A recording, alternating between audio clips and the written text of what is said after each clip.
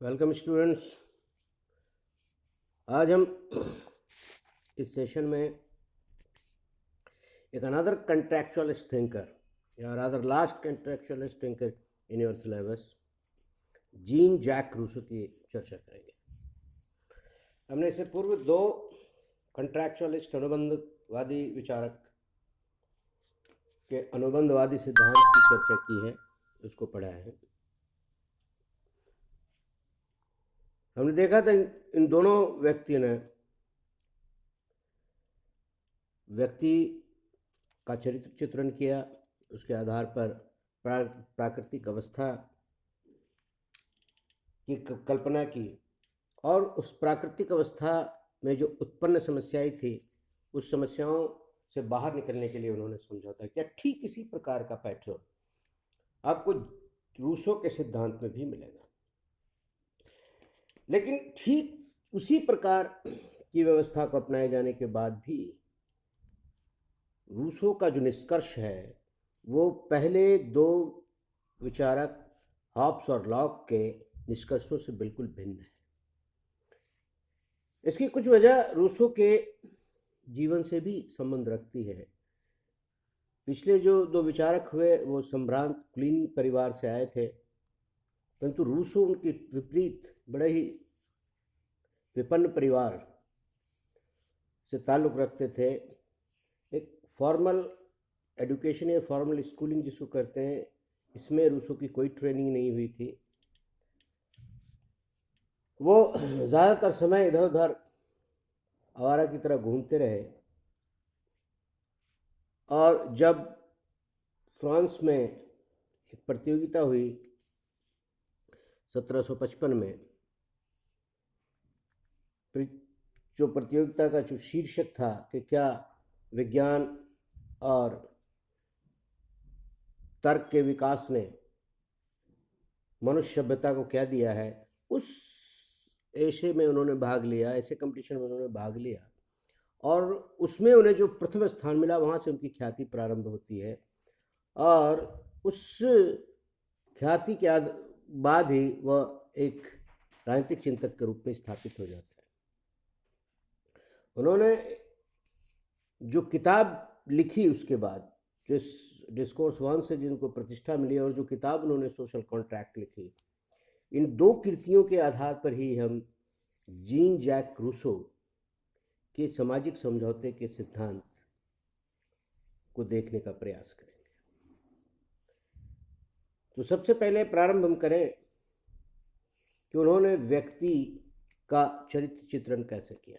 हमने पहले देखा था कि हॉब्स ने माना था कि व्यक्ति मूल रूप से स्वार्थी है, झगड़ालू है, उत्पाती है और इसके कारण ही समाज में समस्याएं थी और चूँकि कोई समाज नहीं था, कोई ऑर्डर नहीं था, कोई व्यवस्था नहीं थी, प्रत्येक व्यक्ति का जीवन असुरक्षित था, प्रत्येक व्यक्ति दूसरे व्यक्ति के साथ युद्ध में था।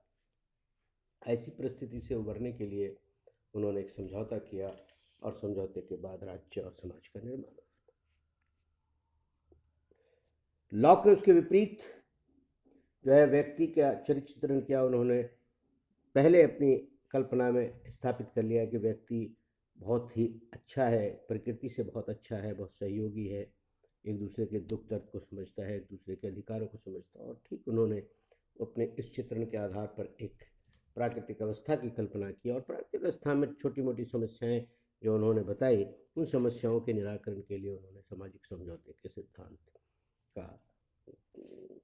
का प्रतिपादन किया। लेकिन जब जीन जैक रूसो के इस सामाजिक समझौते में जो पहली चीज़ है कि उन्होंने व्यक्ति का चरित्र चित्रण कैसे किया, इसमें इन दोनों से थोड़ी सी भिन्नता है। रूसो ने न तो हॉब्स की तरह व्यक्ति को दुष्ट माना और न ही लॉक की तरह बहुत ही सहयोगी और बुद्धिवादी तर्कवादी एंटिटी के रूप में स्वीकार किया। रादर उन्होंने एक बहुत ही नेचुरल, बहुत ही प्राकृतिक तरीके से व्यक्ति का चरित्र चित्रण किया। उन्होंने माना कि व्यक्ति आरंभ में बहुत ही अच्छा है, भद्र लोक है, लेकिन उसे समाज की जरूरत नहीं है। वो अकेला है, एकाकी है, शांतिपूर्ण है, मूक है, म्यूट है, लैंग्वेज नहीं है, और इसलिए भविष्य की चिंता नहीं है। They were not very different from animals. वो पशुओं से बहुत ज़्यादा अलग नहीं है। किसी तरह की ईर्ष्या नहीं है, किसी तरह का कंपटीशन नहीं है, किसी तरह की प्रतियोगिता नहीं है, प्रतिस्पर्धा नहीं है, किसी तरह का गला काट कंपटीशन नहीं है, आगे निकल जाने की दौड़ की कोई लालसा नहीं है। बहुत ही शांतिपूर्ण एकाकी मूक जीवन है, भद्र लोक है।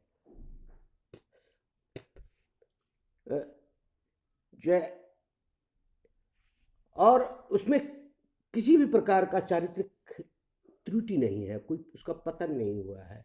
व्यक्ति की पहली अवस्था है, लेकिन धीरे धीरे व्यक्ति के इस प्रवृत्ति में परिवर्तन आता है और धीरे धीरे मनुष्य जो है वह कुटिल हो जाता है, भ्रष्ट होता जाता है, उसका चारित्रिक पतन होता है और वह जो है प्रतिस्पर्धा में, प्रतियोगिता में जो है वो फंस जाता है। फिर एक ऐसे समाज का निर्माण होता है जिसमें असमानता है, निर्भरता है, जो है शोषण है, इस तरह की बात करता है। तो कहने का मतलब है कि व्यक्ति को ना वो अच्छा मानता है ना बुरा मानता है, बल्कि वो मानता है कि व्यक्ति आरंभ में, जब कोई सभ्यता नहीं है, कोई संस्कृति नहीं है, कोई समाज नहीं है, बहुत बहुत भिन्न नहीं है वो पशुओं से। वो एकाकी है, म्यूट है, नो लैंग्वेज, और वो अपना जीवन शांतिपूर्ण तरीके से बिना किसी को नुकसान पहुंचाए, बिना किसी से झगड़ा किए वो व्यतीत करता है। तो व्यक्ति का चरित्र चित्रण वो इस रूप में करता है कि आरंभ में, और इसीलिए आप देखेंगे कि वो इस तरह की बात कई जगह करता है। जैसे वो सोशल कॉन्ट्रैक्ट में पहले सेंटेंस में कहता है कि man is born free but everywhere he is in chains. तो जब आदमी पैदा हो रहा है तो बिल्कुल स्वतंत्र है, और जब पैदा हो रहा है तो बिल्कुल उसमें सभ्यता की कोई चीज़ नहीं है। किसी प्रकार के जो फीलिंग्स होती है वो इस तरह की नहीं है जो उसे प्रतिस्पर्धी बनाए, उसे प्रतिद्वंदी बनाए, उसे ईर्ष्या, क्रोध, इस तरह के भावनाओं से बिल्कुल मुक्त है, बिल्कुल। तो व्यक्ति का चरित्र चित्रण इस प्रकार से करता है, और इसीलिए वह प्राकृतिक अवस्था की बात जब करता है तो प्राकृतिक अवस्था की बात भी वो दो चरणों में कर रहा है। एक चरण वो जब मनुष्य बिल्कुल शुद्ध है, प्योर है, किसी तरह का करप्शन उसमें नहीं आया है, किसी तरह की भ्रष्टता उसमें नहीं है। और दूसरा वो जब असमानता, निजी संपत्ति और सभ्यता, विज्ञान, तर्क का विकास होना शुरू होता है, तब जो है मनुष्य का चारित्रिक पतन शुरू होता है। तो इसी तरह से रूसों ने प्राकृतिक अवस्था को भी दो चरण में बांटा है। प्रथम चरण का चरित्र जो है चित्रण करते हुए कहता है कि एक ऐसी अवस्था है जिसमें न किसी प्रकार का न तो संघर्ष है न सहयोग है, there's no conflict, no cooperation, कोई भी मेरिट्स, कोई भी डिमेरिट्स नहीं, नो गुण, न कोई अवगुण है, न कोई स्कार्सिटी है, न कोई प्लेंटी है। ऐसा नहीं है कि बहुत बहुत बहुत प्रचुरता है, बहुत लोग बहुत प्रसन्न से जी, नहीं, लेकिन हाँ पर्याप्त है उनके लिए, उन्हें कुछ करने की, अतिरिक्त करने की जरूरत नहीं है, किसी प्रकार का अभाव नहीं है, लेकिन प्लेंटी भी नहीं है। They are not prosperous society, और न ही कोई प्रसन्नता है, नया प्रसन्नता है, दिस नो हैप्पीनेस और unhappiness, there's no such feeling. और इस प्रकार का जो व्यवस्था है, इसमें न कोई समाज है, न कोई साहित्यिक संरचना है, there's no society, there's no moral code, there's no moral norms, कुछ भी नहीं है which can guide the behaviour of the people. लोग ब्लिसफुली जी रहे हैं, लेकिन रूसो स्वीकार करता है कि पशु तुल्य जीवन है, पशु के लगभग समानांतर जीवन है, लेकिन फिर भी दो ऐसी चीजें हैं जो उन्हें पशुओं से भिन्न कर रही है। एक को कहता है वो कि वह स्वतंत्रता का भाव है, स्वतंत्रता के संदर्भ में ये बात Rousseau has been a great champion of liberty. वो कहता है कि स्वतंत्रता का भाव है, सभी व्यक्ति स्वतंत्र हैं, किसी प्रकार का बंधन नहीं है, कोई भी निर्णय लेने की उनमें क्षमता है, अपने बारे में निर्णय लेने की क्षमता है। वो किसी तरह बंधन में नहीं है, ना कोई समाज है, ना कोई मोरालिटी है, ना कोई पॉलिटी है, तो किसी तरह का बंधन नहीं है, उसके एक्शन पर कोई रिस्ट्रिक्शंस नहीं है, क्योंकि जब समाज ही नहीं है, जब कोई रूल्स ही नहीं है, कोई ऑर्डर ही नहीं है, कोई पॉलिटी नहीं है, कोई कोई कोई कोई मोरल बॉन्डेज नहीं है, कोई मोरालिटी नहीं है, कोई ट्रेडिशन नहीं है, किसी तरह की कोई चीज़ नहीं, तो स्वतंत्र है बिल्कुल। They are free to take any actions, they have ability to take action about themselves, किसी तरह की। और दूसरी चीज़ वो कहता है कि दे हैव द कैपेसिटी और ability to feel the pain of others. स्वतंत्र है, निर्भर नहीं है, और दूसरों के साथ जो है हमदर्दी रखता है, कंपैशन। इसीलिए किसी तरह का कोई कॉन्फ्लिक्ट नहीं, किसी तरह का कोई कॉन्फ्लिक्ट नहीं। लेकिन ये अवस्था बहुत लंबे समय तक नहीं रहती है। This is the first level, this is the first phase of state of nature. प्राकृतिक अवस्था का ये पहला चरण है। तो फिर इसमें कोई समस्या नहीं है, इसलिए यहाँ पर किसी प्रकार के समझौते का प्रश्न ही नहीं उठता। इस परिस्थिति को नकारने का, इस परिस्थिति से निकलने का कोई प्रश्न ही नहीं उठता। तो जरूरत क्या हुई, ऐसा क्या घटा, व्हाट हैपेंड, क्या घटित हुआ जिसकी वजह से परिस्थितियों में परिवर्तन आया। तब वो कहता है कि धीरे धीरे जो है जो जो जो प्रकृति थी वो धीरे धीरे कम होने लगी, और कम होने लगी तो वो कहता है कि निश्चित रूप से कोई ऐसा व्यक्ति रहा होगा कभी जिसने पहले किसी एक पीस ऑफ लैंड को घेर करके ये डिक्लेयर किया होगा कि ये हमारा है, और लोगों ने उसके इस डिक्लेरेशन को मान लिया होगा। That was the man who created private property, and from there began the concept of society. Claiming of one's property and being accepted by others, दूसरों के द्वारा स्वीकार किया जाना, स्वयं के द्वारा क्लेम किया जाना, दूसरों के द्वारा स्वीकार किया जाना, यहीं से जो है वो जन्म होता है कुछ चीज़ों का, जिसमें पहली चीज़ है निजी संपत्ति। निजी संपत्ति के साथ जन्म होता है समाज का, और समाज के साथ जन्म होता है असमानता का। असमानता, और ये असमानता ही सभी मानवीय समस्याओं की जड़ है। यहां पर वो कहता है कि अब जो व्यक्ति है उसके पास दो अभिलाषाएं दिख रही हैं। जो स्वतंत्रता जो पहले थी वो धीरे धीरे असमानता के कारण उससे छीनने लगी। जो इंडिपेंडेंस था that is turning into dependence, दूसरों पर निर्भर होने, धीरे धीरे हम उसकी चर्चा करेंगे कैसे ये हो रहा है। पहली चीज़ ये कि असमानता धीरे धीरे उत्पन्न होने लगी। क्यों उत्पन्न हुई? एक आदमी ने जो है निजी संपत्ति की घोषणा की और ज़मीन को कब्जा कर लिया, वो उसके अधीन हो गया, और इसी तरह से लोगों ने ज़मीनों का अधिग्रहण करना शुरू किया, और जब ज़मीन नहीं बचे तो लोगों को उन्होंने अधीन किया उस ज़मीन पर काम करने के लिए, और यहीं से जो है असमानता, निजी संपत्ति actually is the source of inequality, it is the origin of inequality lies in the concept of private property. Here lies. यहाँ पर क्या कहता है, असमानता के कारण क्या हुआ कि प्रत्येक व्यक्ति को अपने स्वयं की रक्षा की भावना उत्पन्न होती है।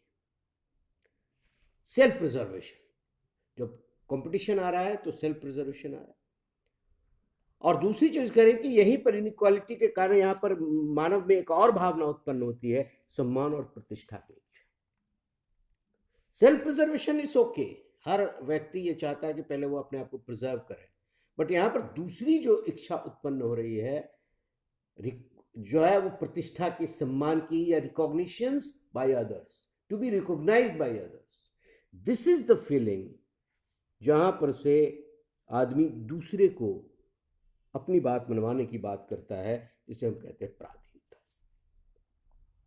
यहाँ पर जो है इंडिपेंडेंस जो है वो समाप्त हो रहा है और असमानता घर करती जा रही है। और असमानता जब घर कर रही है, समाज का जन्म हो रहा है, तो समाज में संपत्ति के कारण घोर असमानता हुई है, और ये असमानता ने समाज में शोषण को जन्म दिया। शोषण जिसमें इंडिपेंडेंस समाप्त हो गई, फ्रीडम समाप्त हो गई, लोग जो है, जो मजदूर थे, जो गरीब थे, वो पूंजीपतियों पर या जो सुविधा संपन्न लोग थे उस पर निर्भर हो गए। अब वो अपने बारे में निर्णय नहीं ले सकते। अब वो चाह करके भी अपने जैसे लोगों के साथ जो कंपैरिजन है उसका प्रदर्शन नहीं कर सकते। तो जो मनुष्य की का जो गुण था प्राकृतिक अवस्था में प्रथम चरण में, वो गुण धीरे धीरे समाप्त हो गए। और इसके कारण जब असमानता बढ़ी, शोषण बढ़ा, तो संघर्ष बढ़ा, कॉन्फ्लिक्ट बढ़ा, और समाज में क्योटिक सिचुएशन जो है उत्पन्न हो गई। अब प्रश्न उठता है कि इस क्योटिक सिचुएशन से बाहर कैसे निकला जाए। इस क्योटिक सिचुएशन से रूसो कहता है कि लोग निकलने के लिए जो है, जो प्रयास किया, पहला प्रयास उन लोगों के द्वारा किया गया जो सुविधा संपन्न थे, जो पूंजीपति थे, जिनके पास संपत्ति थी, संपत्ति वाले लोग थे। वो अपने संपत्ति को प्रोटेक्ट करने के लिए उन्होंने एक पॉलिटी का निर्माण किया, एक शक्ति के केंद्र का निर्माण किया, और उस पॉलिटी का, उस शक्ति का, उस सत्ता के केंद्र का दुरुपयोग करते हैं, और वो अपने अपने जो है संपत्ति को बचाए रखने के लिए, संपत्ति के संरक्षण के लिए उसका दुरुपयोग करते हैं। तो it is rather A fraud on humanity. अगर ये कहते हैं कि इससे जो है राज्य उत्पन्न हुआ है और राज्य को ये सत्ता मिली है, तो राज्य का यहाँ पर दुरुपयोग हो रहा है। राज्य दरअसल इन लोगों के द्वारा बनाया गया है जो सुविधा संपन्न लोग हैं। तो इस अवस्था से संघर्ष, या इस अवस्था में जो समस्याएं हैं, उससे जो है मुक्ति नहीं मिल सकती। अब रूसो के सामने एक समस्या थी कि इस समस्या से कैसे निकला जाए, इस व्यवस्था से कैसे निकला जाए, और फिर से वो quality of independence, quality of feeling, ability of comparison, ये कैसे प्राप्त किया जाए। इसके लिए जो है रूसो कहता है कि हम इससे निकल सकते हैं। इसके निकलने के दो रास्ते हो सकते हैं। या तो हम पहले उसी अवस्था में लौट जाए, let us go back to the nature, और हम जो है फिर से ये सारी सभ्यता और संस्कृति, विज्ञान, कला की चीज़ों को त्याग दें, और फिर से हम जो है ठीक उसी तरह जो है भद्र लोक बन जाए, भद्र मानव बन जाए, जहाँ हमें संस्कृति से कोई लगाव नहीं। लेकिन ये संभव नहीं है, we cannot go back to nature. तो इसके दूसरा रास्ता ये जो सुझाता है वो यही है कि हम एक दोबारा से सोशल कॉन्ट्रैक्ट करें, एक सामाजिक समझौता करें, और उस सामाजिक समझौता से वो कहता है कि सामाजिक समझौता इस प्रकार का हो कि हम उस सामाजिक समझौता से उन सारे क्वालिटीज़ को दोबारा प्राप्त कर लें, और जो हम स्टेट ऑफ नेचर में जिया करते थे, स्टेट ऑफ नेचर के फर्स्ट फेज में। और यहीं पर वो कहता है कि यहाँ पर जो है समझौता जो करेंगे, उस समझौता से हम एक सामान्य इच्छा का निर्माण करेंगे। सामान्य इच्छा कोई ऐसी इच्छा नहीं होगी जो व्यक्तिपरक, स्वार्थपरक इच्छा होगी, बल्कि वो सामान्य इच्छा की बात करता है कि ऐसी इच्छाओं का समूह जिसमें संपूर्ण जाति, संपूर्ण मानव का कल्याण निहित है। और उस सामान्य इच्छा जिसमें सभी की इच्छा सम्मिलित होगी, जब उसके द्वारा हमारा संचालन होगा, उसके द्वारा हम जो है संचालित होंगे, उसके द्वारा गवर्न होंगे, उसके द्वारा निर्देशित होंगे, तब हम जो है वो चीज़ें पालेंगे जो हमने खोई है। कैसे करके हमने खोई क्या है? फ्रीडम क्या था? एबिलिटी टू ओबे हिमसेल्फ और सेल्फ। अपने आप की आज्ञा का पालन करें।